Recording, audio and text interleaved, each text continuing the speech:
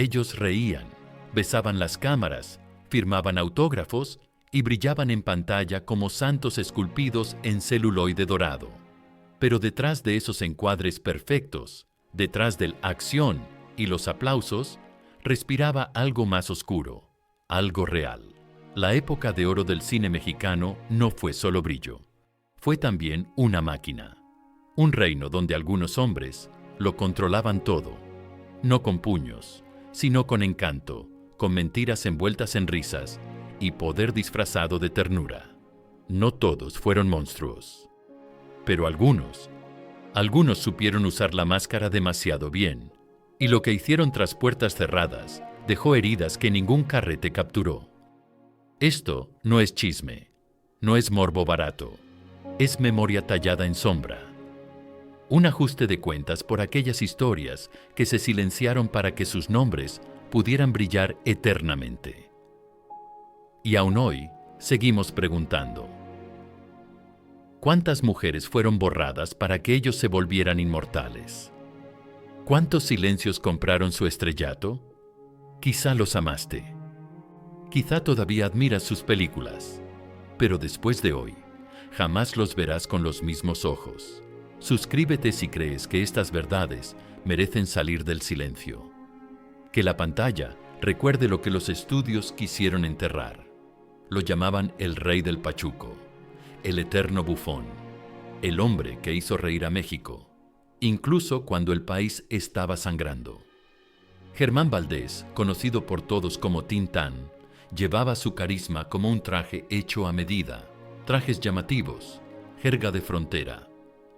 Un estilo que cruzó océanos antes que nadie, pero detrás del encanto había sombra. No era ningún tonto, solo interpretaba uno, y esa máscara le daba un poder que otros solo podían imaginar. Los productores lo adoraban, las actrices lo deseaban, y con cada broma, con cada guiño, construyó un imperio de puro carisma. Pero la fama alimenta más que el ego, alimenta el apetito. Y el apetito de Tintán era leyenda. Se movía por las fiestas como un huracán. Perseguía el placer como si le debiera algo. Algunos decían que jamás tocó la oscuridad. Otros susurraban que le abría la puerta. Un payaso puede ocultar un depredador mejor que cualquier villano. Y en una industria donde hacer reír era poder, nadie se atrevía a preguntar qué se escondía detrás de las bromas. Las líneas ya están borrosas. El tiempo disuelve el escándalo. Pero detrás de las películas y los discos, detrás del genio cómico, había historias. Historias contadas en camerinos cerrados, en testimonios a medias, en el silencio de mujeres que jamás volvieron a actuar. Tintán murió amado, pero algunos dicen que nunca pagó el precio de lo que sucedió en la sombra. Su leyenda vive, y quizá también las heridas que ayudó a causar. De rostro amable, de voz educada y de mirada que parecía no romper ni una sola norma. Así conoció México a Sergio Corona, maestro de la comedia blanca, figura entrañable de familias y símbolo de esa televisión que parecía inocente, pero que escondía más de lo que mostraba. Corona no era un galán ni un conquistador mediático, pero su lugar dentro de Televisa fue sagrado, casi intocable. Y ese poder no siempre se usó con justicia. Durante años se le vinculó con rumores sordos, listas negras, decisiones a puerta cerrada y una influencia silenciosa que decidía quién subía y quién desaparecía. Algunas actrices lo señalaron sin nombrarlo, otras simplemente callaron. Pero el patrón se repetía, carreras truncadas, oportunidades que se desvanecían tras rechazar una sonrisa, un favorcito, una cena privada. No hubo escándalos en portadas, no hubo cámaras en pasillos, pero entre bastidores su figura se volvió leyenda y advertencia. Porque a veces el poder más tóxico no grita ni golpea, solo sonríe y firma contratos con manos suaves. Hoy, Sergio Corona sigue vivo y muchos aún lo ven como un ícono. Pero otras voces, más jóvenes, más libres, han empezado a cuestionar qué tipo de legado dejó realmente? ¿El de un actor ejemplar? ¿O el de un custodio de un sistema que silenciaba a quienes no se rendían? Fue sacerdote, juez, patriarca, el hombre moral en las películas más inmorales, el que siempre tenía la última palabra, aunque en la vida real, a veces no decía nada. Andrés Soler no fue una estrella de escándalos, fue mucho más peligroso, una figura sagrada, incuestionable. Parte de la dinastía Soler. Su apellido era pasaporte directo a los altares del cine mexicano, y su rostro, severo, autoritario, paternal, construyó un mito que duró décadas. Pero el problema con los mitos es que nadie se atreve a romperlos.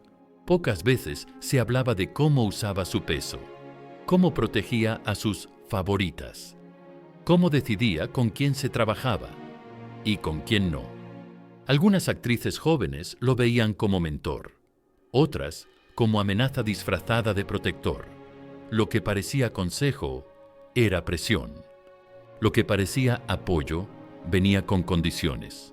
Nunca gritó, nunca golpeó, pero su autoridad pesaba más que un escándalo. Y lo sabían todos. En una industria que premiaba el silencio, Soler lo dominaba como nadie. Sus gestos eran ley, su mirada sentencia. Y mientras se le aplaudía como el gran actor moral, en los pasillos del set, algunos murmuraban que detrás de la cruz había más pecado del que parecía. Murió con honores, recibió homenajes.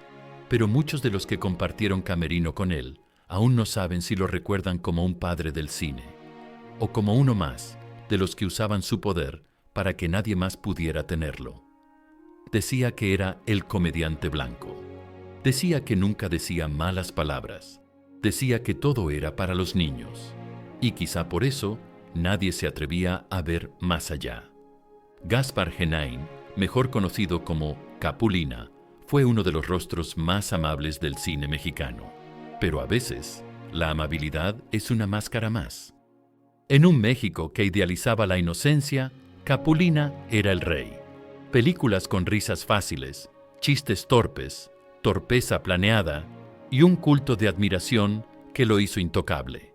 Pero la fama infantil puede ser el disfraz más peligroso, porque mientras todos bajan la guardia, el poder se mueve en silencio. Capulina controlaba todo, los guiones, los sets, las decisiones.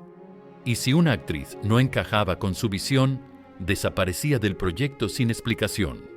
Algunos lo describen como mandón, otros como controlador, pero los más cercanos hablan de una figura que mezclaba ingenuidad forzada con manipulación real. Detrás del hombre que fingía no entender nada, había alguien que entendía perfectamente cómo mantener su trono. No se le vinculan grandes escándalos, pero eso no significa que no haya heridas, solo que muchas fueron tapadas por risas grabadas y pósters de colores. Capulina murió con un aura de ternura. Pero quizás fue uno de los que mejor aprendió a esconder el poder detrás de una sonrisa torpe. El hombre que jugaba a no saber nada, quizás sabía demasiado. Llegó de Argentina, pero se convirtió en el gran juez de México. Raúl Astor no fue un galán, no fue un comediante, ni un ídolo popular.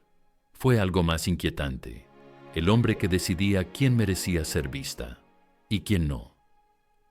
En los años 70 y 80, dirigía concursos de belleza, programas de televisión y castings en cadena. Pero detrás de cámaras, su figura era temida. A muchas actrices jóvenes se les exigía pasar primero por su ojo. Pero no era solo talento lo que se evaluaba, era sumisión. Era estética moldeada al gusto del jurado. Era obediencia bajo la excusa de proyección. Varias mujeres han relatado que Raúl Astor manejaba los sets con una mezcla de elegancia y control absoluto.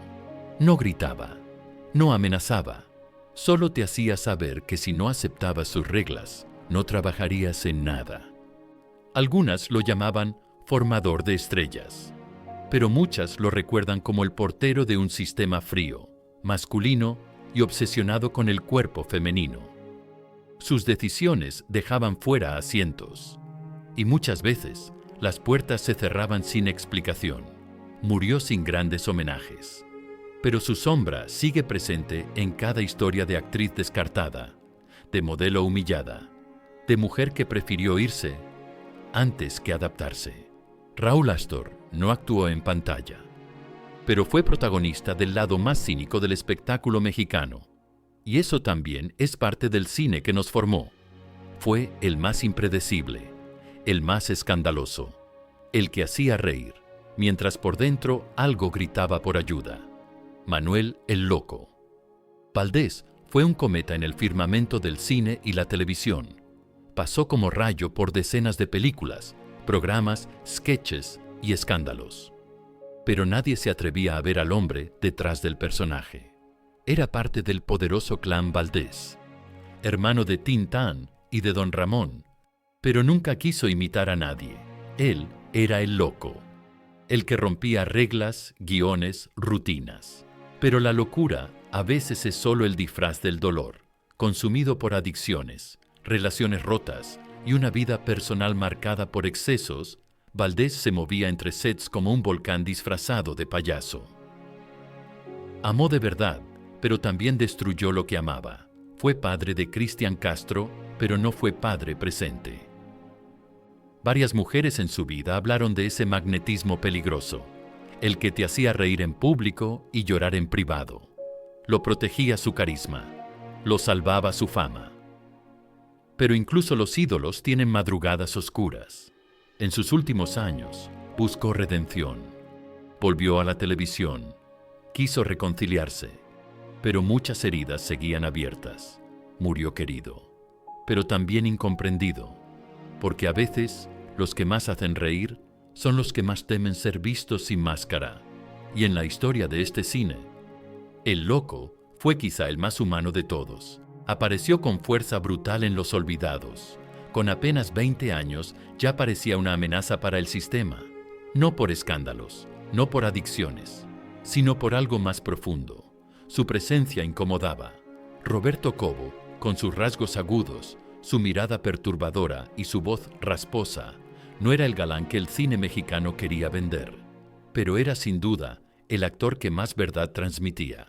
Como el Jaibo, dejó una marca eterna, una actuación tan cruda, tan animal, tan real, que el público quedó paralizado. Pero ese impacto tuvo un precio.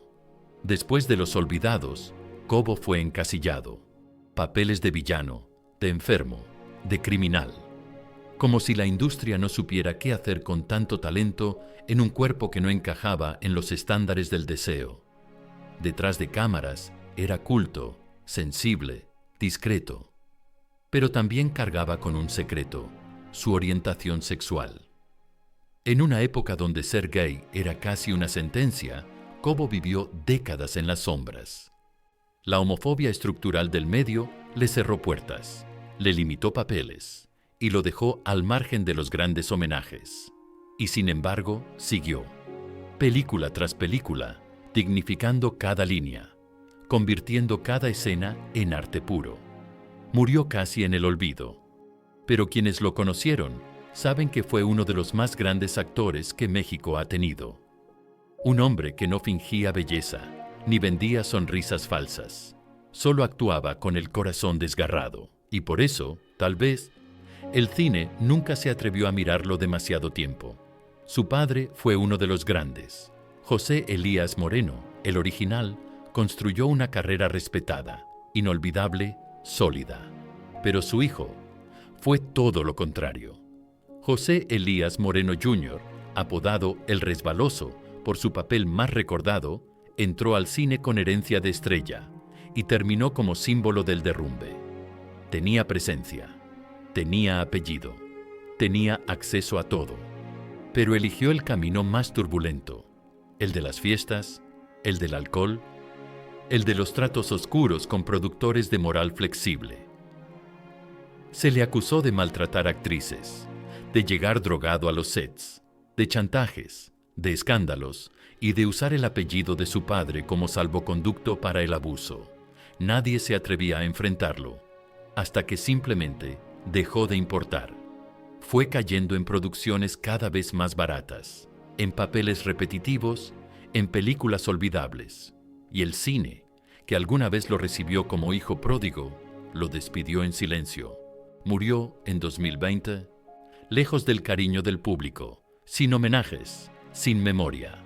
Y su historia quedó como advertencia, que el talento no se hereda y que el apellido no te protege del abismo cuando lo usas como escudo para el ego. El Resbaloso fue un actor que pudo ser leyenda, pero eligió el vértigo y terminó siendo un susurro que el cine prefirió callar. Era boxeador, y no cualquier boxeador. Raúl "El Ratón" Macías fue uno de los grandes ídolos deportivos de México en los años 50. Cuando subía al ring, el país se detenía. Cuando ganaba, la gente lloraba de emoción. «Gracias, Virgencita», decía, y esa frase lo convirtió en un mito. Pero el cine no tardó en llamarlo. Productores lo querían por su fama, su físico, su aura. Y así, entre guantes y cámaras, el Ratón se volvió figura de múltiples películas. Pero su actuación era secundaria, porque él no actuaba. Se interpretaba a sí mismo, el ídolo, el humilde, el invencible, y el público lo amaba, no por talento dramático, sino porque encarnaba lo que México quería creer de sí mismo.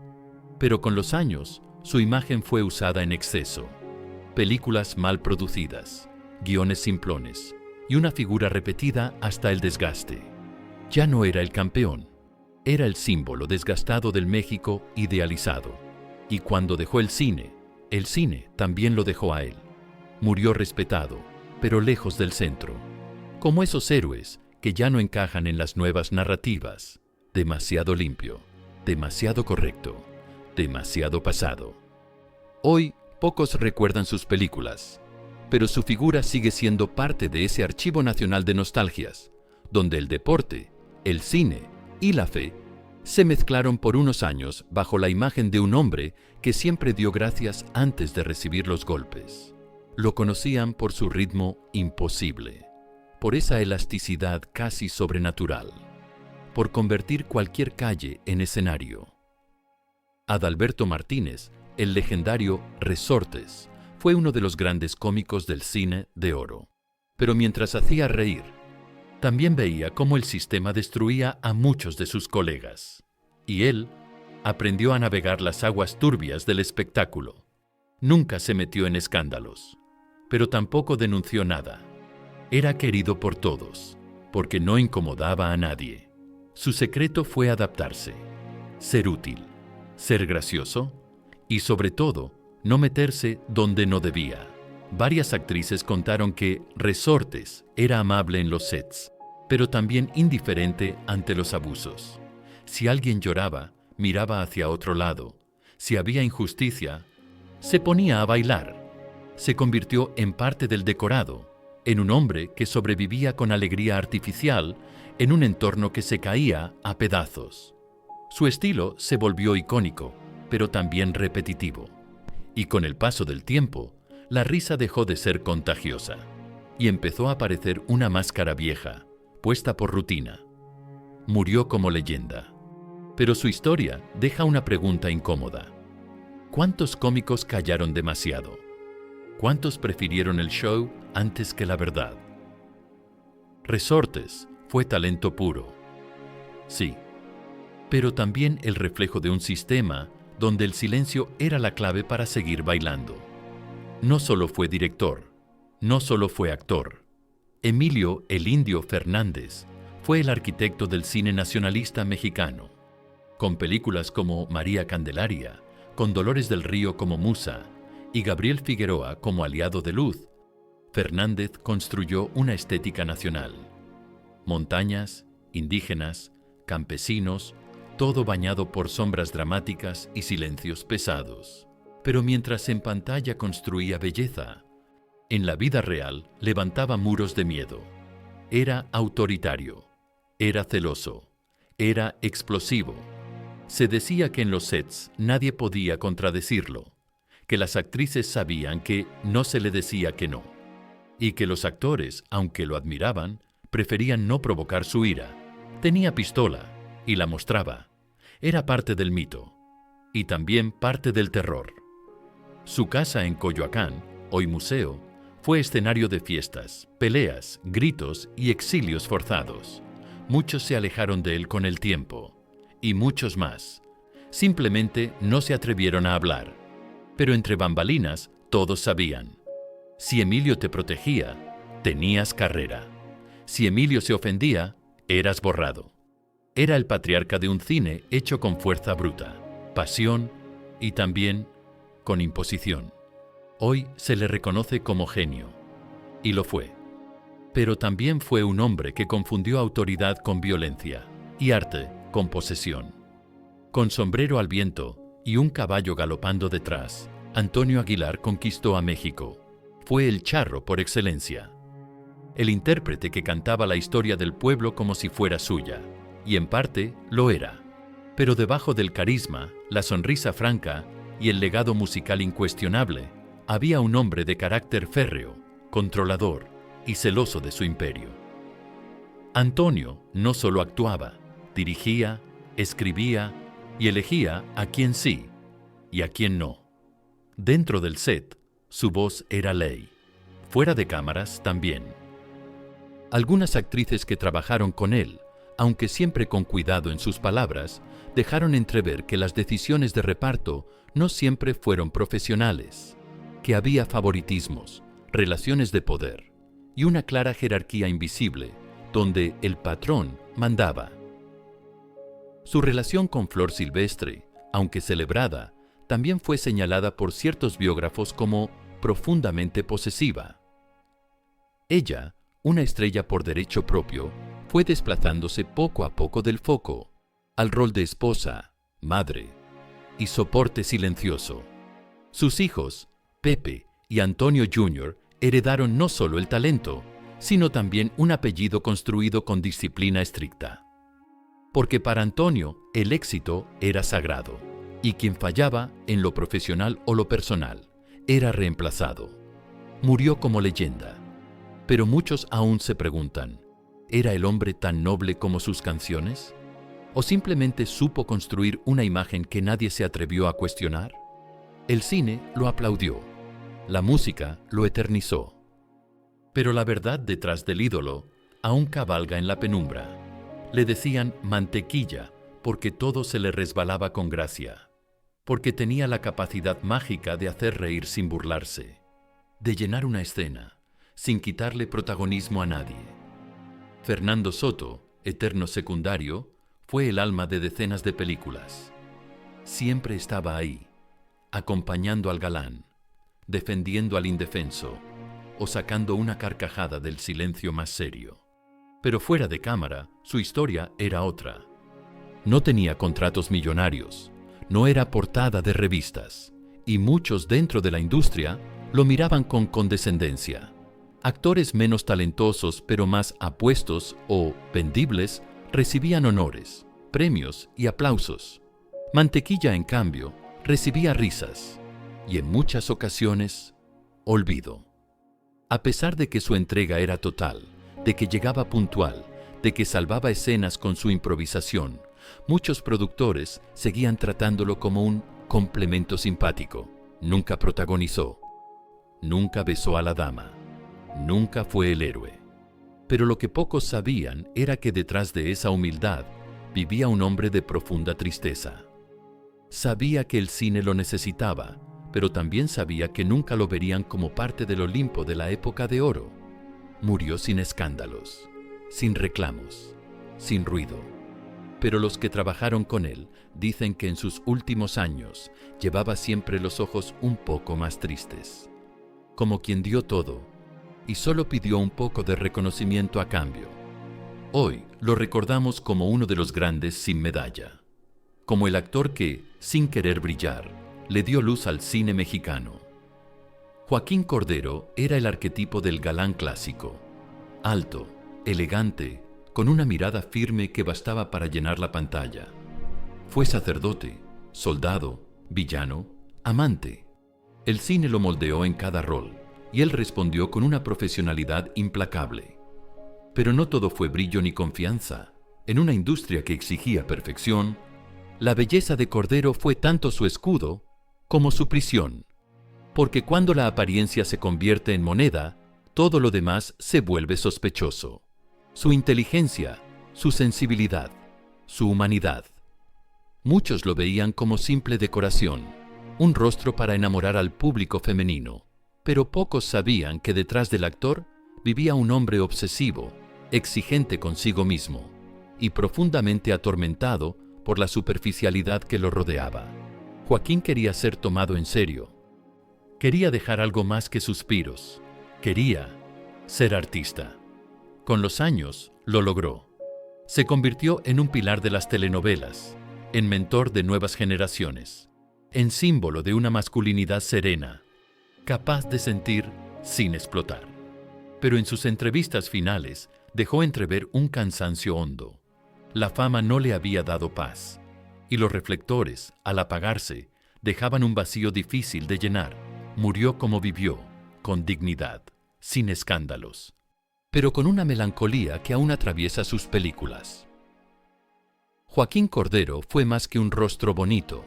Fue un hombre que pagó el precio de ser deseado, cuando en realidad solo quería ser comprendido.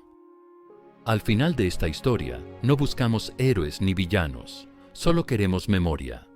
Porque el cine no fue solo un arte, fue una industria. Y como toda industria, tuvo belleza, tuvo magia, pero también tuvo sombras. Estos 15 nombres que hoy evocamos no son solo ídolos del pasado. Fueron parte de un sistema que premió el silencio, que encubrió abusos y que vendió carisma, aunque detrás hubiera dolor. Algunos fueron cómplices, otros víctimas, muchos ambos. Pero lo que no podemos hacer es seguir recordando solo la pantalla y seguir ignorando lo que pasaba cuando las luces se apagaban. Porque la historia no se reescribe con escándalo, se reescribe con responsabilidad, con honestidad y con respeto por quienes nunca tuvieron voz.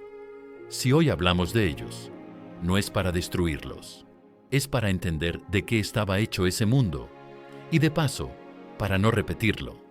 Que el homenaje al cine de oro no borre las grietas, que la nostalgia no nos vuelva ciegos, que el amor por el arte no justifique el abuso del poder, y que aquellos que fueron silenciados encuentren, aunque sea tarde, aunque sea en voz prestada, un poco de justicia. Gracias por llegar hasta aquí. Suscríbete si crees que la historia merece ser contada completa, con luces y también con sombras.